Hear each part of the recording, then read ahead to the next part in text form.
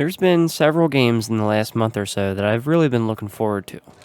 Drova, I did a video on it 2 weeks ago and I really couldn't have been happier. Dragon Age the Veilguard, I'm not even going to get into the disappointment I have with the writing, let alone the game. And finally, Mirthwood. Its tags are RPG, sandbox, farming sim, and I saw a lot of exploration and combat in the trailer. Looks like a really cool game, so I decided to check it out. I'm Sam the Ashen, and this is Mirthwood.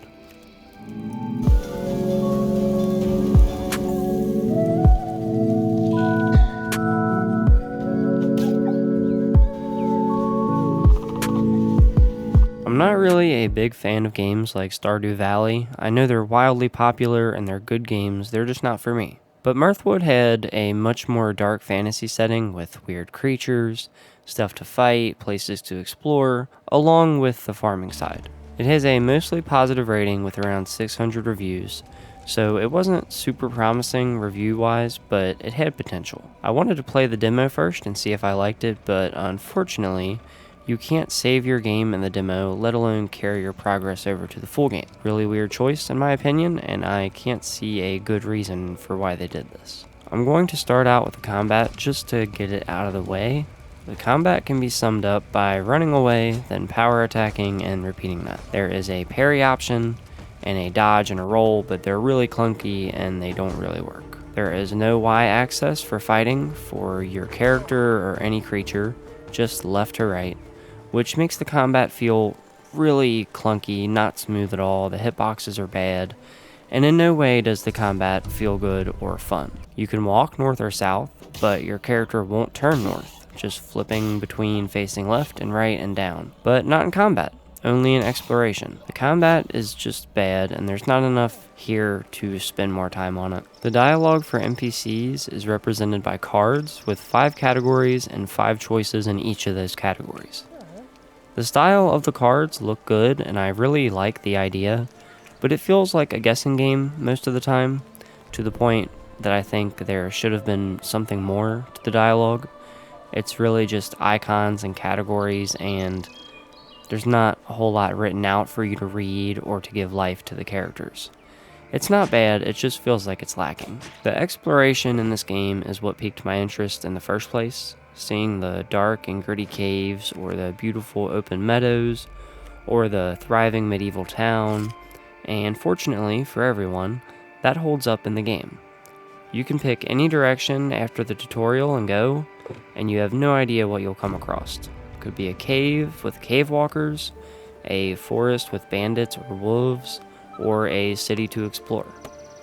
There are rare items to find and new armor or weapons, food to eat if you're lucky. My only real complaint with exploration is that the inventory limit is extremely limiting and holding back the exploration. You barely have any room for anything, and this prevents you from taking a potentially long journey to explore. You have barrels you can make at your farm for storage and chests later down the line, but this doesn't really solve the main problem with going out and picking stuff up and then quickly running out of room. Other than that though, which could be easily fixed by the devs, the exploration is pretty great. The farming side of this game is what interested me the least out of everything. At best, I thought it would be a nice addition to the game with great exploration and decent combat. I'll be honest, planting your first seeds and watering them and seeing them grow into something tangible is a pretty nice feeling. But this also comes with farming up materials for all the craft items you need, like a furnace or a cooking pot, or a chicken coop, or upgrading your house. All this takes materials, and a lot of them, and grinding for them is kind of a hassle. Mainly because of the inventory space limit. It's ridiculously small, and the devs would help the game a lot if they doubled or tripled the inventory space. Without doing that, the farming would survive, but the exploration would probably struggle.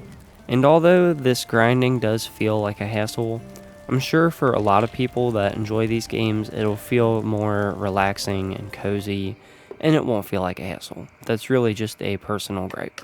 The graphics in Mirthwood are something else that caught my attention from the beginning.